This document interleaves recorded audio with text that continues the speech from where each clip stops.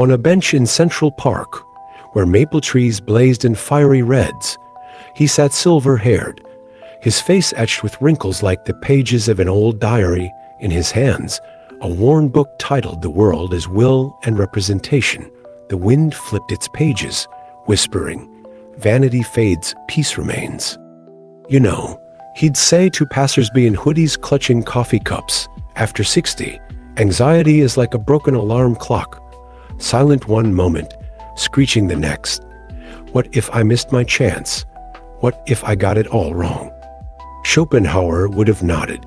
Man is will-craving, demanding, clinging, like a puppy chasing its tail. In youth, we chase success. In middle age, the perfect family. And in old age, we finally see. All roads lead to the same mirror, the one reflecting the soul. He'd once drowned his fears in gadgets, vacations, even golf lessons. But the philosopher warned, desire is a sieve. The more you pour in, the faster it drains, until he found salvation in an unlikely place, the quiet of a morning by the window. See that maple? He'd nod at the tree, bending but unbroken in the wind. It doesn't fight the storm. It just exists, like Beethoven's symphonies. Schopenhauer called them not about us, but the eternal. Now he knew. Peace isn't escaping thoughts, but hearing the silence, and when anxiety hissed, "You blew your shot." He'd quote the sage, "Happiness is pain's absence, the quiet between notes." Then he'd wink.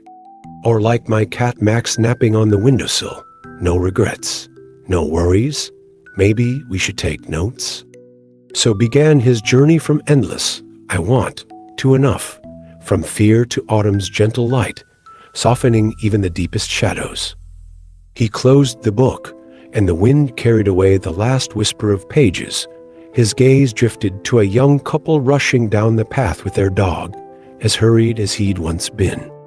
"You know why everyone's talking about toxic positivity now?" he asked, adjusting his glasses. "Because the world's tired of rose-colored glasses," they scream. "Just be happy," as if sadness is a virus, not part of life. But Schopenhauer would say, happiness is just the absence of pain. He pointed to the maple tree, its crimson leaves swirling in surrender. "See, the tree doesn't fight to stay green. It accepts autumn, just like we must accept the truth. Desires are endless, pains unavoidable. But instead of chanting, everything happens for a reason," like positivity gurus, the philosopher offers something radical, embracing pessimism as freedom's foundation.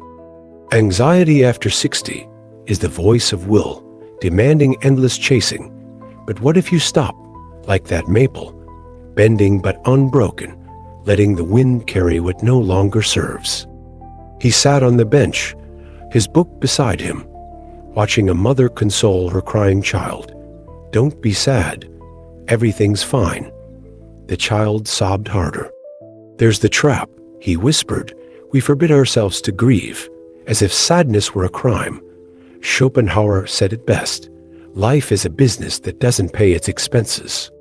He remembered his own escape attempts, buying gadgets he didn't need, forcing smiles at office parties, insisting "I'm great," even after his friend's funeral. At 62, he realized, the brighter the fireworks of positivity, the darker the shadows they cast. Know what Schopenhauer would say about your Instagram? He asked a girl scrolling her feed. Others' happiness seems grander, because we see their frauds and our own cracks. Then he shared a story about his neighbor, Tom. Tom saved his whole life for a yacht, only to realize he feared the ocean. "Desire is like salt water," he quoted. "The more you drink, the thirstier you get." Tip 1. Try the subtraction philosophy. Ask daily, what desire can I live without? Like how I quit that third cup of coffee, it only fed my anxiety. Tip 2. Start a pessimist journal. Write one raw truth a day. Example, yes, I'm aging, but now I don't need everyone's approval. In a month, you'll see, acknowledging pain disarms it. The wind tore the last leaf from the maple. Pessimism isn't the enemy, he said. Lifting the leaf, it's autumn. It doesn't kill the tree, just lets it rest. Freedom starts when you say, yes, life's hard. So what? He spotted a young man on the bench, jittery leg bouncing to the rhythm of his headphones. The guy stared at a screen flooded with ads and clickbait headlines. Know what Schopenhauer would say about your playlist? The old man asked, smiling. The youth removed his earbuds. Music is the universe's voice. It speaks what words cannot. He shared how, at 68, after his wife's death, he'd locked himself indoors for weeks until one day, a radio played Moonlight Sonata. It was like rain after drought. Suddenly, I wasn't myself anymore, just silence between notes. Schopenhauer called it pure being, when you forget hunger, age, or loneliness. Tip 1. Try music therapy. Listen to wordless soundscapes daily. Beethoven, Chopin, ocean waves. Close your eyes. Imagine the melody as a river, you as a leaf floating downstream. Don't fight, just be. The young man nodded, switching his track to Chopin. And art, the old man added, it's a door to eternity.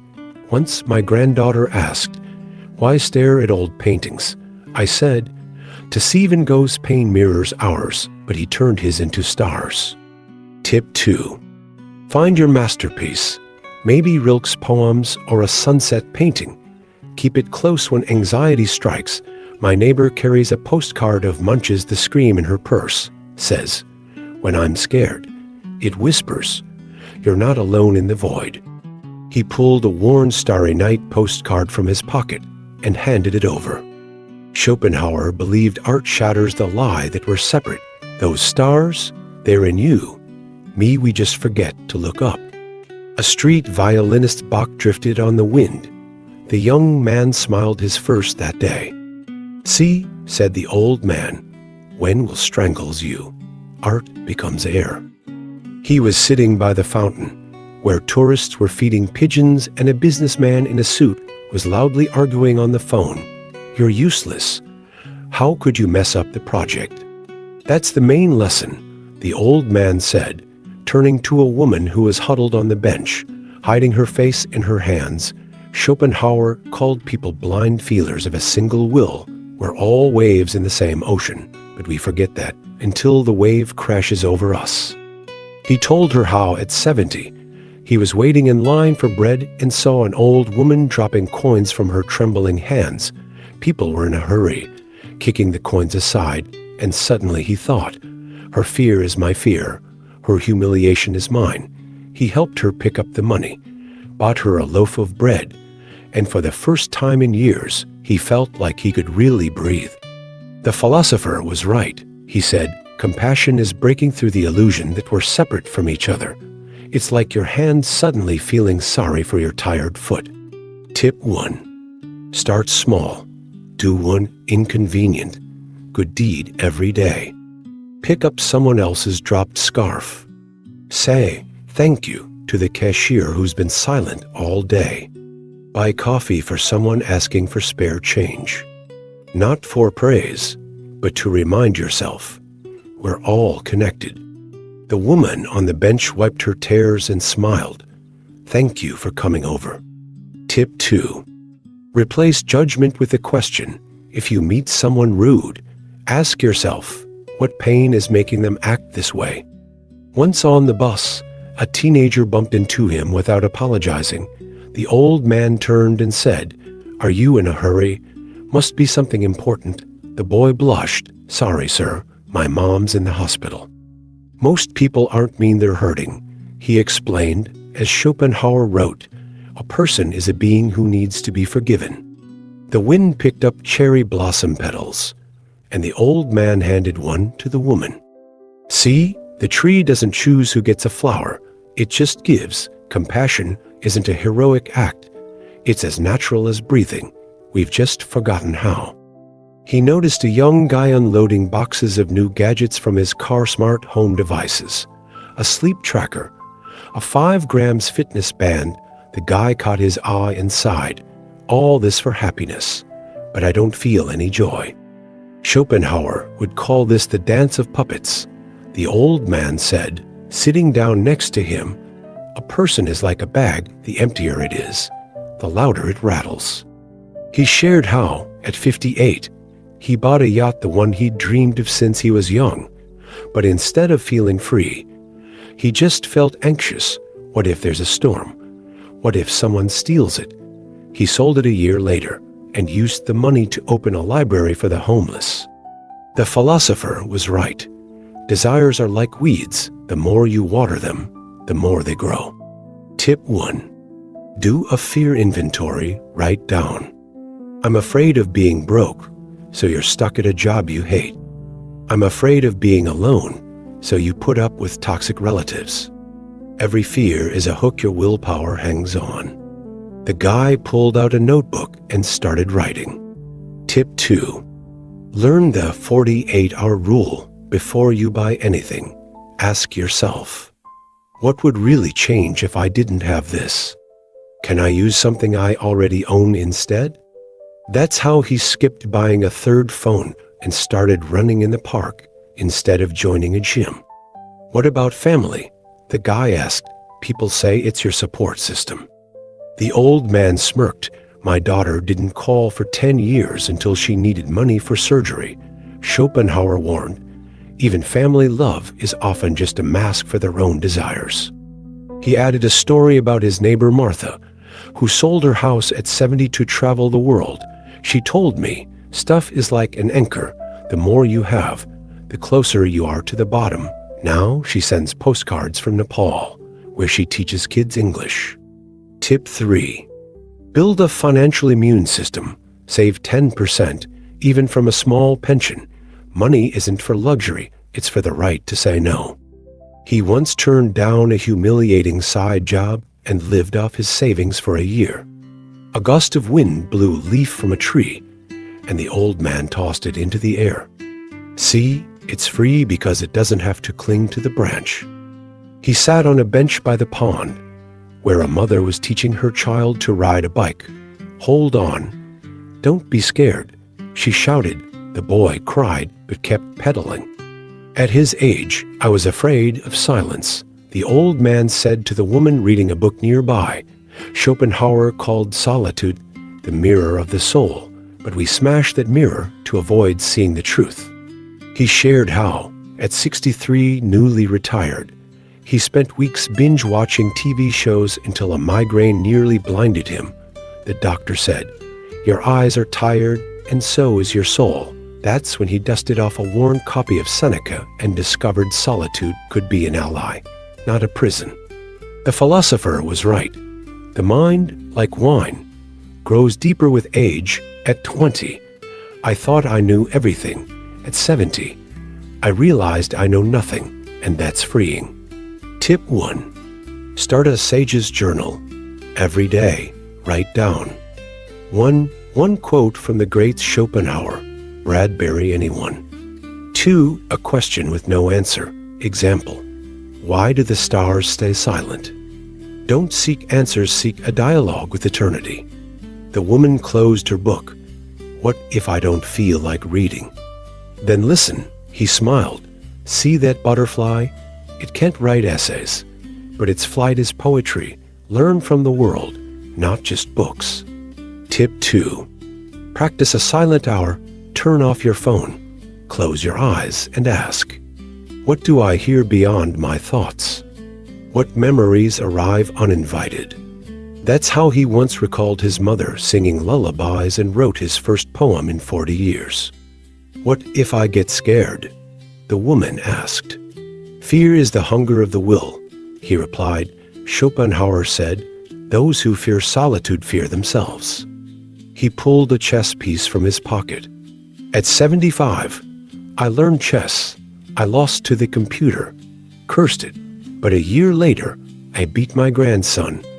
Now, we talk through the board. The brain's the only organ that gets younger when you train it. The wind flipped the pages of the woman's book to a Rilke poem. See, the old man said, solitude isn't emptiness. It's the space where stars are born. He sat on the same bench where he'd begun his journey. Autumn had turned the maples crimson, and the first frost traced patterns on the puddles. A girl in headphones, the one who'd listened to his story about compassion a week ago, sat down beside him.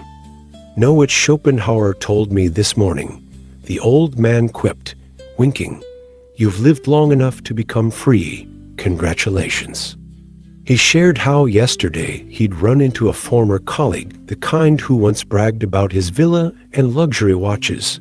Now, the man complained, "I have everything, but no peace." I told him what the philosopher said. Happiness is like a shadow. The harder you chase it, the faster it runs. 5 keys to peace he learned over a lifetime.